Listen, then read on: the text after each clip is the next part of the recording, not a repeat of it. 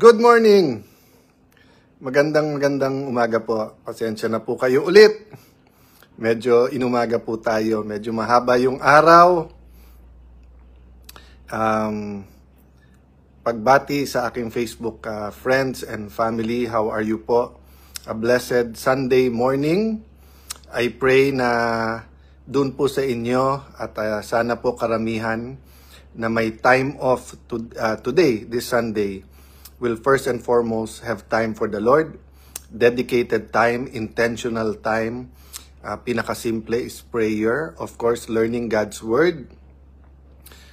Good morning, Aba. Bakit gising ka pa? Parati kayong gising, mga kababayan ko dito sa Bagong Bayang Taguig.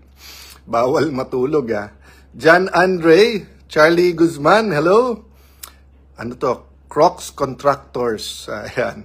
So talagang aware, mulat, active ang atin mga youth at tama yan. Fight for true change and transformation. Jude Arroyo, Gab Alcantara from Seattle, Washington, USA. Kamusta po ang ating 6 million na PhilAms? Billy Ong, Jay Flores, Nicolas Cast. So marami pong rumors. Baka nagkakalat ng rumors, sila din. Mahirap sila magkalat ng rumors. May power sa words.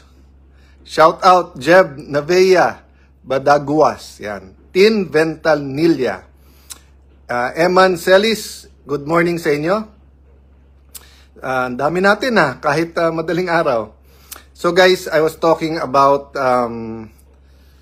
diba, when we give thanks to God, then we're talking about self-governance.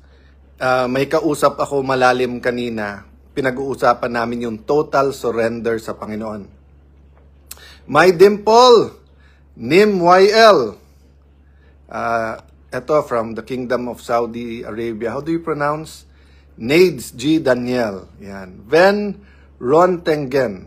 From Qatar naman. So, assalamualaikum sa mga kapatid natin from all over the world. Siguro let me start out by saying dun sa may oras today, thank God for the time. At sabi ko nga, number 1, spend time with God. Pinakamadali, prayer, Word of God, kung makaka-attend po kayo ng church. Remember, church is the people of God, di ba? So whether yun ay formal, online, syempre iba yung may community talaga. Diniscuss ko po yun sa aking staff at sa aking pong extended family at ating mga pamangkin, yung sense of community, na pag tayo po ay may self-governance, ang kasunod naman nun, yung community, kasi magtutulungan and accountable tayo to each other. One reform, pag binago natin ang Pilipinas at nawala yung corruption, is being accountable to each other. Hindi lang po sa gobyerno, hindi lang sa ombudsman, hindi lang sa piskalya, sa DOJ, hindi lang dyan sa independent commission. From the smallest unit sa pamilya, we're accountable to each other. Homeroom, di ba yung GMRC, PTA, Homeowners Association, iba't ibang mga asosasyon, mga club, we're accountable to each other. Then we're accountable to God, di ba? So guys, as we are thankful for the Lord for this Sunday, pangalawa, we're thankful for family and friends. Lalo po sa Pilipinas kasi extended talaga yung pamilya natin, di ba? Yung talagang kadugo, and then yung kaspirit, and then of course, yung mga kaibigan na talagang pamilya na sa atin. Hindi po ganyan sa lahat ng bansa. Yung bayanihan at pagtutulungan sa atin, yung talagang love others as God loves you. Mararamdaman mo talaga sa Pilipinas. Ang problema nga, beyond our circle nung love, parang it's okay to cheat, it's okay to steal. Kaya itong grabing corruption nangyayari. Yung lines of morality natin, urong ng urong. So parang pag konti pwede, tapos mas marami, konti okay din. Until yan, ghost na. Then pag may balik, di ba may commercial nung araw, yung basurang tinapon mo, babalik din sa'yo. That's another way of saying kung ano itatanim mo, yan dinaanihin mo. And as a people, hindi ako nag-finger point na, as a people, we're all guilty. From vote buying, to cheating, to stealing, to lying, 'di ba?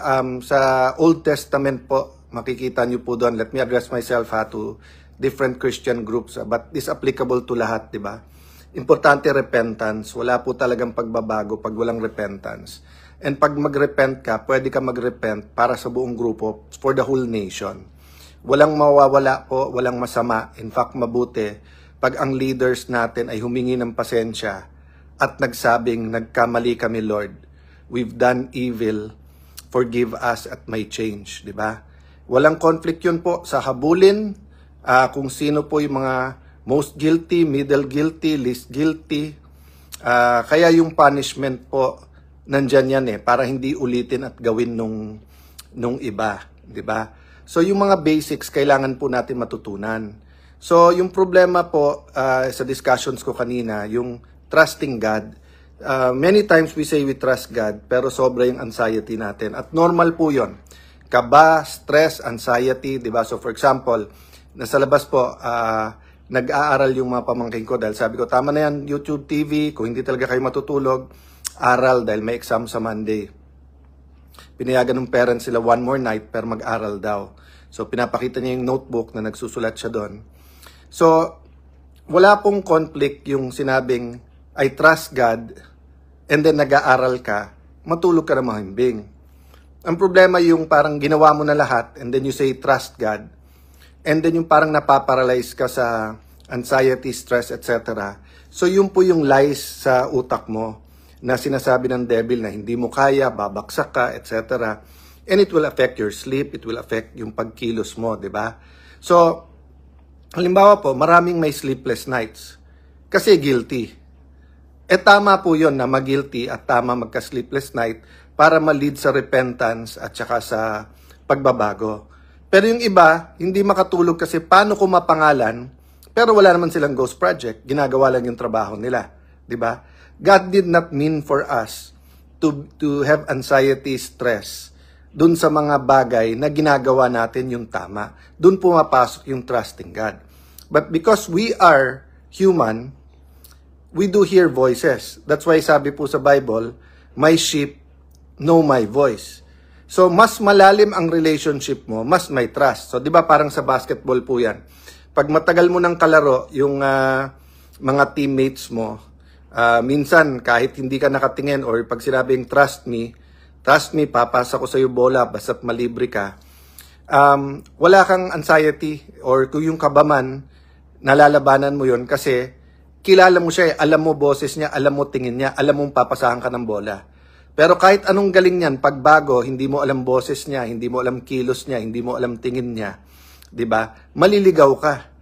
So, kaya marami pong naliligaw because they hear the different voices and then either nagkakapit sa patalim or inuuna yung gusto ng laman or kung anong mas madali o ano yung mas shortcut, 'di ba? So, I say this all in context ng self-governance. Yung pagbabago na gusto natin sa Pilipinas at sana ma-experience natin lahat po, no? Kung ano man ang age natin. But me, I'm in my 50s. I really hope yung mga teenagers ngayon, you will have the kind of government, the kind of culture, the kind of character, integrity na nakikita nyo sa Japan at Singapore. Sana po, hindi yung katulad po na nangyayari sa US at iba pong gobyerno, lalo po dito sa Southeast Asia na may mga lugar din na whether it's discrimination or fighting or military rule. Yes, democracy is messy, but it's not supposed to ruin our lives, di ba? Hindi po pampasira dapat ang democracy, hindi po pampasira ang gobyerno, pampabuo yan. Kaya ang gobyerno po is there to promote good, prevent evil, but align the country with yung will ng Panginoon.